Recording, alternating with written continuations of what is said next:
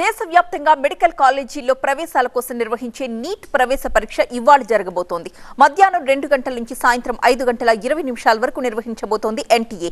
ఉదయం 11 గంటల నుంచి విద్యార్థుల్ని పరీక్షా కేంద్రాల్లోకి అనుమతిస్తున్నారు. మధ్యాహ్నం 1:30 గంటల తరువాత 1 నిమిషం ఆలస్యమైనా కూడా విద్యార్థుల్ని పరీక్షా కేంద్రాల్లోకి అనుమతించేదే లేదు అని ప్రకటించింది ఎన్టీఏ.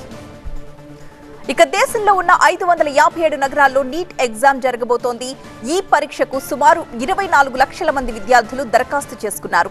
ఇంగ్లీష్, హిందీ, తెలుగుతో పాటుగా మొత్తం 13 భాషల్లో నీట్ ఎగ్జామ్ ని పెన్ పేపర్ విధానంలో నిర్వహిస్తోంది ఎన్టీఏ.